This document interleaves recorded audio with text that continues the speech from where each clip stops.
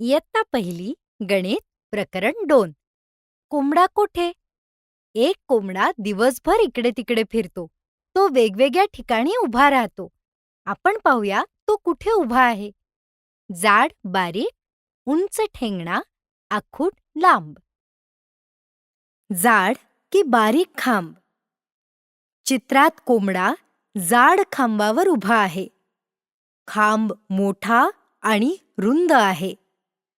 कोंबडा जाड खांबावर उभा आहे. बारीक खांबावर कोंबडा. आता कोंबडा बारीक खांबावर उभा आहे. हा खांब पातळ आणि निमुळता आहे. कोंबडा बारीक खांबावर उभा आहे. जाड आणि बारीक फरक ओळखा. जाड, रुंद, मोठा, भक्कम खांब.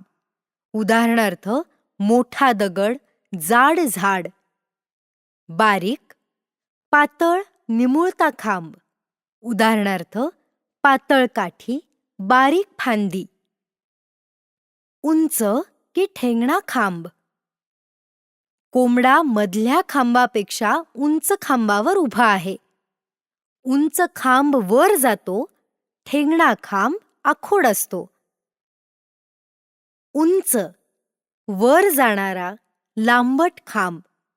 उदाहरणार्थ उंच इमारत, उंच झाड. ठेंगणा, आखूड, कमी उंचीचा खांब. उदाहरणार्थ ठेंगणी भिंत, छोटे झुडूप. आखूड की लांब ओंडका? कोंबडा मधल्या ओंडक्यापेक्षा लांब ओंडक्यामागे उभा आहे. लांब ओंडका मोठा असतो, आखूड ओंडका छोटा असतो. कोंबडा लांब ओंडक्यामागे उभा आहे. आपण काय शिकलो? आज आपण कोंबड्याच्या मदतीने 3 महत्त्वाच्या जोड्या शिकलो. जाड बारीक, रुंद विरुद्ध पातळ, उंच ठेंगणा, वर जाणारा विरुद्ध आखूड, आखूड लांब, छोटा विरुद्ध मोठा.